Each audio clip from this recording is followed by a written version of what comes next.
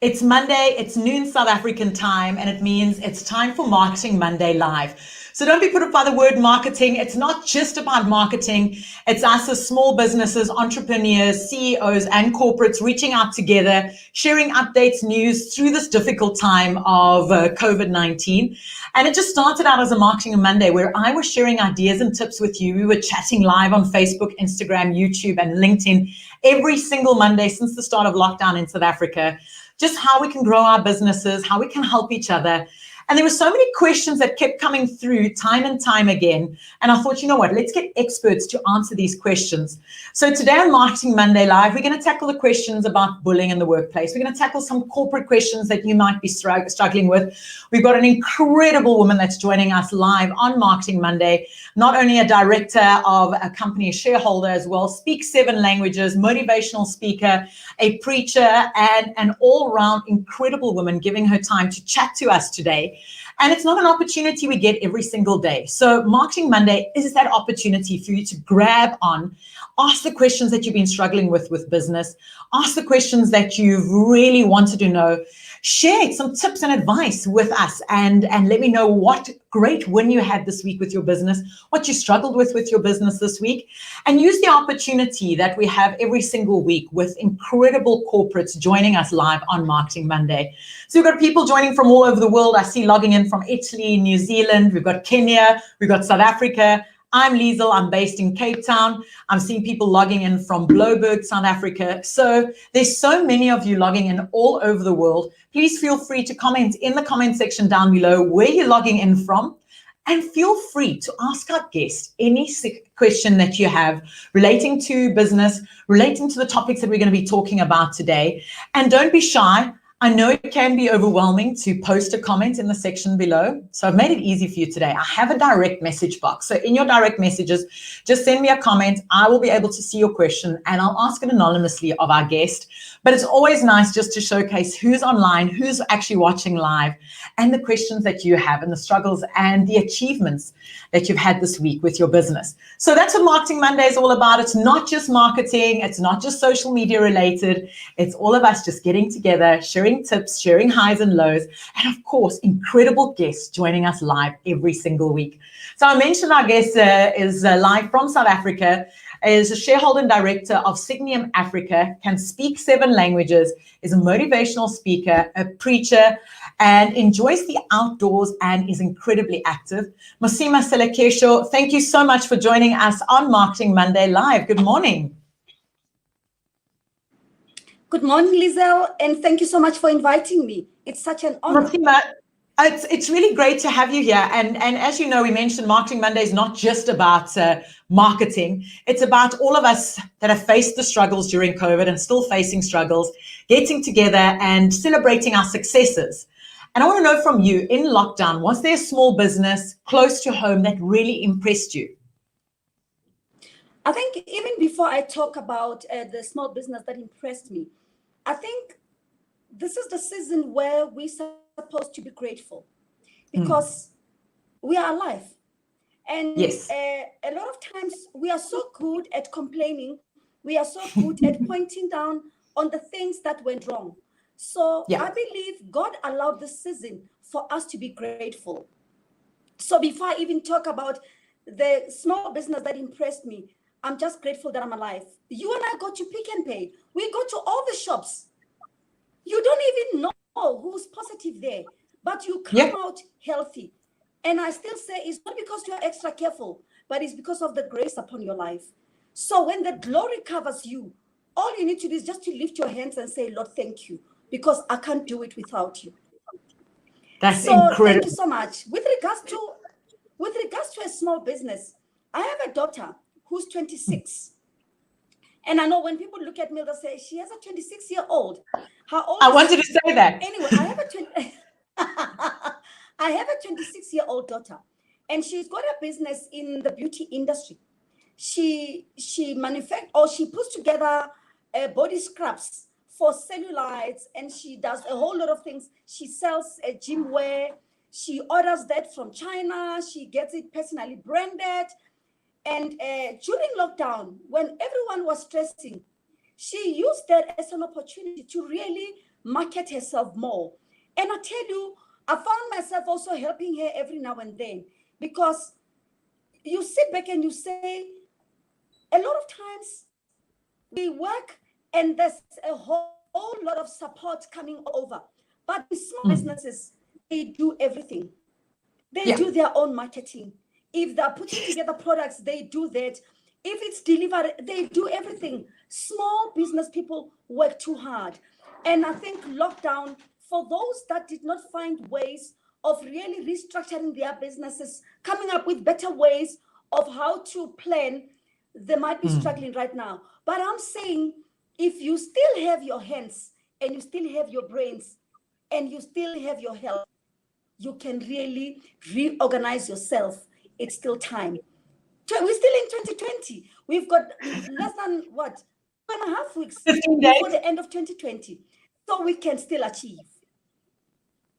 And I'm so glad you said that we can still achieve, because so many businesses, I mean, it's the 14th of December. We've got 15 days left of the year. And now people are packing up and going, we're going home. And I'm watching the small businesses that are out there going, we're not closing. We're still around. This is what we're offering. We're still available. We're working till the 31st. And it's exactly what you've just mentioned. Keep working and keep going. Mosima, tell us about... You know, we tend to get excited with this festive season, the Christmas season. And to be honest, it's exactly 3 days that excites us. The 16th of December, the 25th, and the 31st. 3 days that will put your financial strain for the rest of the year. So you can sit and say, if I didn't budget for it, I'm not going to spend for it. That is such good advice. And I think that shouldn't even be for small businesses. That should be for everyone alike. Because what happens is when January comes, we've already spent all our money and we've got to get through January, and February is a long month too. So that's very valuable advice. Just share the details of your daughter's business. You mentioned that she runs this business, but you didn't share the name with us, so we can share it and people can go out and celebrate her success. Okay, her business name is Black Swan. BLA with a Q, and then Swan, SWAN. So that's the name of the business. It's one word, Black Swan. Okay, so what we're going to do in the comment section below, for everyone that's watching, that is Mosima's business that she's celebrating in lockdown, her daughter's business. I'll post all the details and the contact details and the social media details down below, so we can celebrate this small business and let's help this business grow, and every other business and everyone else that's watching. Mosima, tell us about you. How did you get into the corporate world? I studied librarianship. I studied a BA degree and I did a postgraduate diploma in library and information science. And solely because I initially wanted to be a computer technician. I had planned to do computer science. And my eldest brother, who was then into computers, was such an inspiration. But because of the days when we were studying, math was quite hard for almost all of us. So I didn't have the correct pointing system. I ended up doing a BA degree. And after completing a BA degree, my dad said to me, a BA is just a degree, it's not a profession.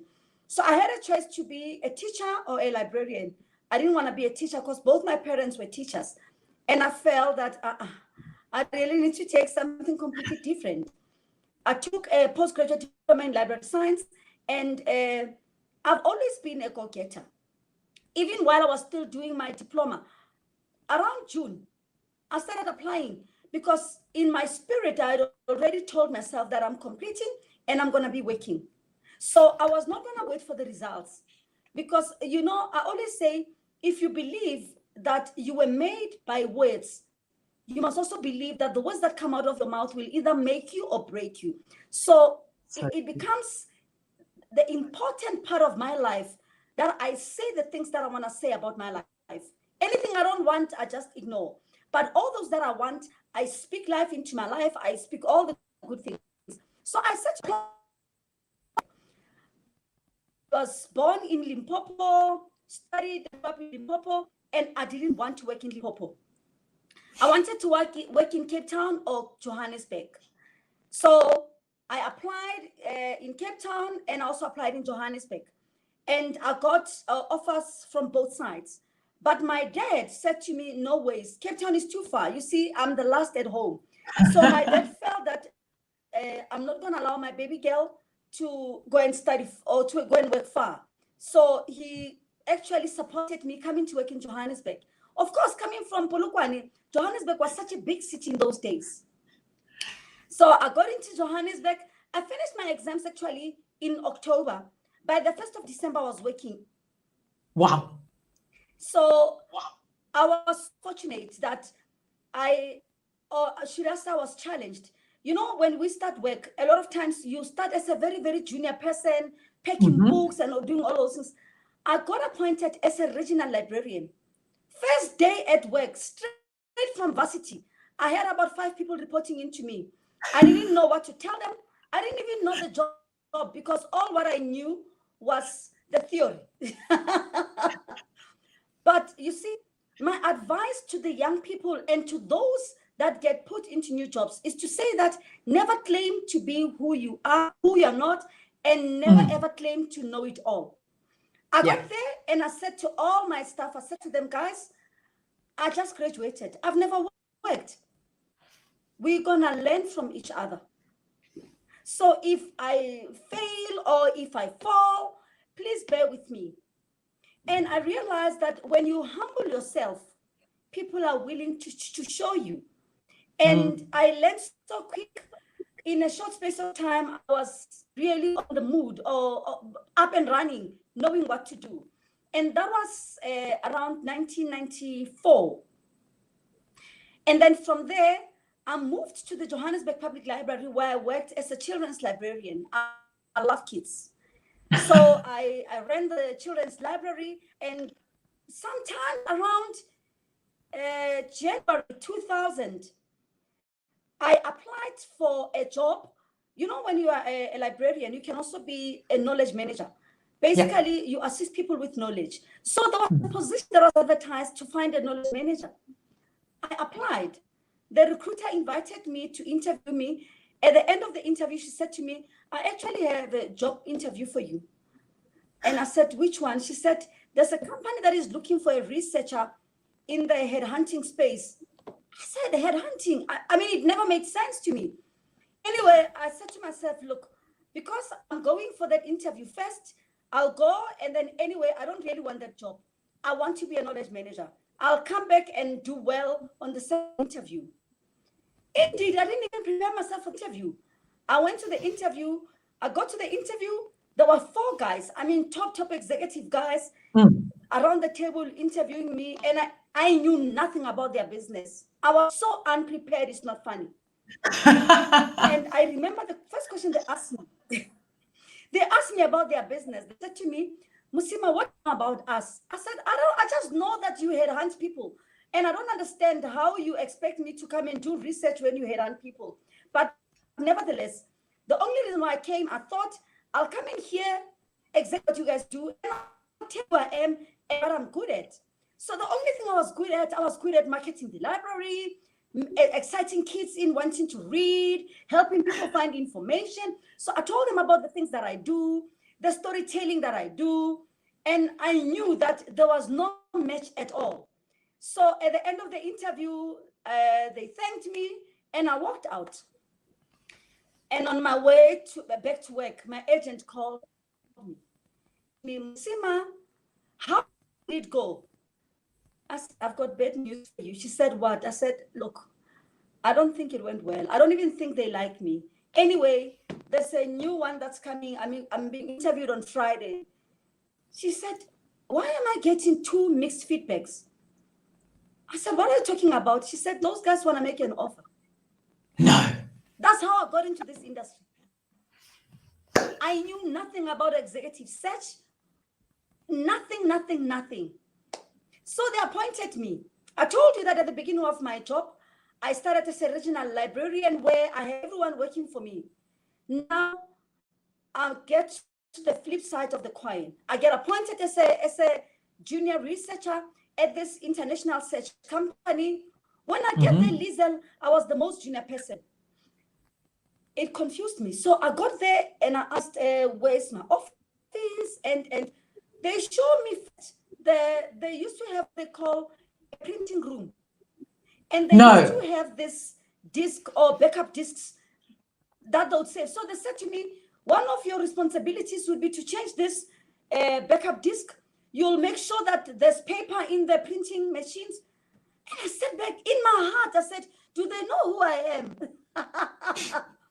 But I realized that it was a good purpose that God allowed me to go back and be at the bottom to test my humility.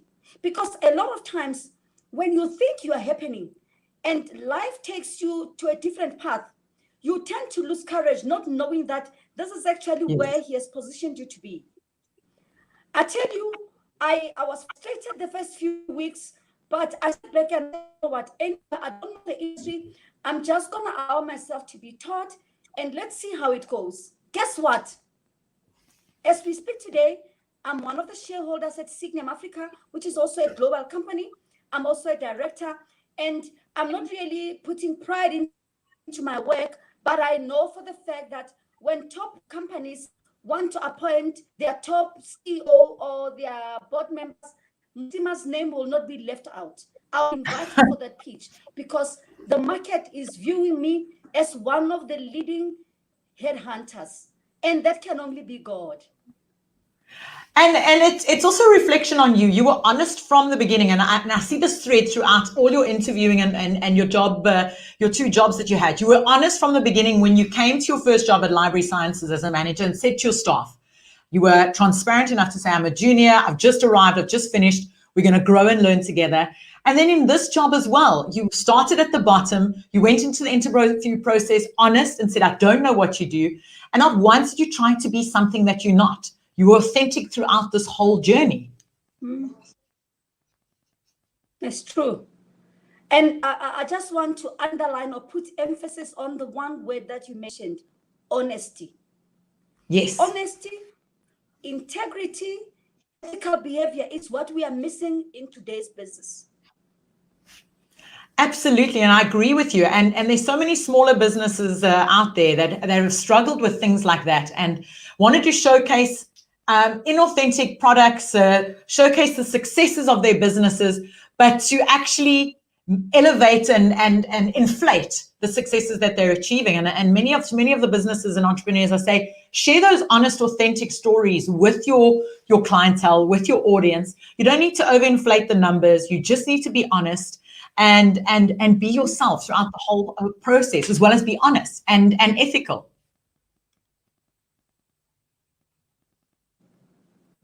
It's true. Mosima, for people out there, small businesses, Lisa? and for people, can you hear me?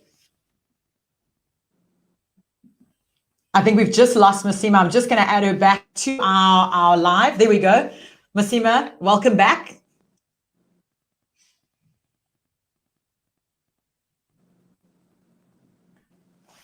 It seems like we've just lost Mosima. We're going to add her back to our live. This is the thing when you go live on YouTube. Mosima Selekisho, shareholder and director of Signum Africa, joining us, sharing her incredible journey and experience. And I love hearing these tales of incredible people starting out in the business world and sharing their stories, the honesty, the authenticity, and the struggles that they face through business and the business journey. And Mosima will be joining us back on the line in a couple of minutes, just waiting for her to reset. Thanks so much, Liezel Selekisho, talking about Black Swan. I know Mosima was talking about Black Swan earlier. This is the business Mosima was giving the shout out to at the start of our podcast. And here's the details. Check out the Instagram, Black Swan _ or Twitter, I2MELS, Black Swan, all the details there. I really appreciate everyone tuning into Marketing Monday Live. It's an opportunity for you to chat to our guest.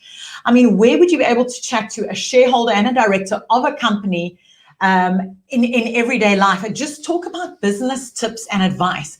And this is the opportunity and the platform that Marketing Monday offers you. It's just a way for us to share value, to upskill and to help each other. And it's really great to have all of you watching live on Instagram, LinkedIn, and Facebook. Mosima is back from the break, as I like to call it. Mosima, welcome back from the break. Thank you. I was just about to say that we were just talking about honesty in business. We covered the authenticity of business. What advice do you have for someone who's applying for a job, especially now during COVID?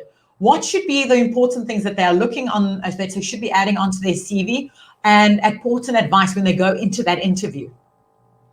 Look, I always say a CV is not something that you need to start picking from heaven. A CV is you. What have I done? What am I bringing to the table? So a lot of times people look at the position spec and they want to use the exact words that are on the spec. Yes. And sometimes you limit who you are. If somebody is looking for a salesperson, you know very well that you have never really been in a formal employment where you were selling. But you also know that when you were at school, you used to sell sweets. It's a skill that you have acquired that no one can ever steal from you. So every time when you write your CV, especially in relation to a position you're applying for, unpack your background and say, me as Mosima, what have I done from when I started in my career until now? And then try and say all the things that you've done. I mean, for an example, if I'm working on an assignment and I'm looking for a CEO, you know very well that your experience in high school is not going to help me. If a client specifically says, I'm looking for someone with a minimum of 5 years experience, and you don't have 5 years, but you have got 2 years experience, and you know you're very good, take your chances. Yes. Put up exactly what you've done. A lot of times we miss out on opportunities because we allow fear to really take charge. Fear can never ever work when there's faith. I always say, every time when you feel fear, you must just know that faith has gone out of the window, because you can't have the two together. So when you're applying for a job, have the faith to say, I know that my CV will be picked up, and I know that I'm very honest. The things you don't know, be honest. Never ever. I mean, I know of someone who gave a testimony to say that she was applying for an exco position as an HR director, and she had stopped working for about 3-4 years to set up a business, and things didn't go well, and she got blacklisted, she got judgments all over. And when she went for a job interview and she was shortlisted, she was so honest to the panel. She said to the panel, I just want you to know that I'm blacklisted and I've got judgments. So if you're not going to look at me because of that, I understand. However, I thought I could put it on the table so that whatever decision you make, you know. And guess what? They liked her honesty, and they said to her, we'll give you time to clear all of those judgments. But the fact that you are honest, we just love your personality. So organizations are not only looking for skills, they are looking for the person that they're going to be working for. If I'm looking for people with BSc degrees, everyone that is going to respond will have a BSc degree. But what will make the organization take you is the person that you bring on the table. And that's your personal brand. That's who you are. And showcasing honesty, authenticity is part of your personal brand. And that's what recruiters do see. Yes, that's true. When it comes to a cover letter, how important is that these days? Look, sometimes I read them, sometimes I don't. And I'm going to tell you why. If I read the first paragraph of your cover letter and it doesn't really say anything, it doesn't give me any catching ideas, I'm not going to read it. I'm just going to browse through your CV. And a lot of times, the contents of the cover letter would go hand in hand with the CV. And I like giving an example of a bus driver to say, a lot of times when we advertise, a lot of people in South Africa are looking for jobs. So when there's a job advert out there, everyone wants to apply, even those that are not relevant for that job. So I tend to look at junior applicants just for other positions that might come. So you find that someone starts by saying, I should have thought of bringing one example without really mentioning the name of the person, just to say, I saw this and I switched off. But then later on, I realized that the person has got the capability, but they don't have the know-how of putting together a cover letter. But you can see that if I didn't have the patience, I would have missed out on that person. But the question is, how many opportunities do you miss out because of a bad covering letter? So try and make sure that you get someone to proofread your work before you send your CV out there, because remember, that is the marketing tool that you're going to sell. Just imagine you were going to Pick n Pay to buy Coke, and then you walk in, they have spelled Coke wrongly that day. It's without a K. So you're buying a Soe. You won't buy it because it's not a Coke. You see, that's what we do to our brands. So every time before you send out your personal brand out there, get someone to double check it so that it becomes the Coke that you want it to be. I saw an interesting thing on social media. A young girl put out that she's going for her first job interview. So I actually sent her a direct message saying, I am busy working with an HR manager on some branding stuff. Would you like us to give a glance over your CV and your cover letter? Because it was her first cover letter and CV and her first job application and interview. And I see time and time again that people on social media reach out to youngsters and reach out to anyone that's applying for a job and actually help and read and assist with editing CVs. So don't be scared to ask for help when it comes to that. True. One of the ladies that work with us, she actually joined our company as a PA. She was my PA. She had a degree, BSc in computer science, and there were no jobs out there. And she approached me, and I said to her, the only job that I have is this one. But if you have a sweet spirit, a learning spirit, you won't remain in this position forever. So she worked as my PA for about 2 years, and by God's grace, we promoted her into being a researcher. So now when we go marketing, we need her profile. So she had two liners to say, I have a BSc degree and I've worked for, and I said to her, no. Can I put together your profile for you? She said, okay, yes. I sat down and I looked at all the things she did for me. That is her work. I wrote down all the things she knows. And from there, I gave it to her. It was such a big paragraph. And she looked at it and said to me, Mosima, this doesn't even look like me.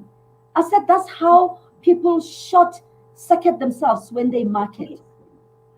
And Absolutely. Then looked at her. I mean, I could see her lightening up, knowing very well that I've been doing so much and yet I was not aware.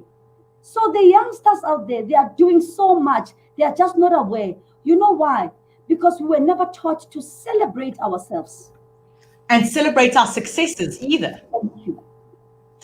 Mosima, what do you do just to relax? Because you are working in the corporate world, you are working long hours. Do you ever have just you time just to relax and unwind? Look, I don't know if maybe you'll call it relaxing, but I'm also a pastor. So I'm just going to give you a joke, a funny one. So I was ministering on SABC2. They have a program in the mornings, just before Morning Live. Yes, that's right. Where they invite pastors to come and minister. So it's you minister for about 3 minutes. So in 3 minutes, you have to know your story. So if you want to read a scripture, you can't read the whole of Psalm 23, because by the time 3 minutes is gone, you're not even finished reading the whole scripture. So you need to be able to greet people, read, and even motivate them. So I've been doing it for the past 3-4 years now.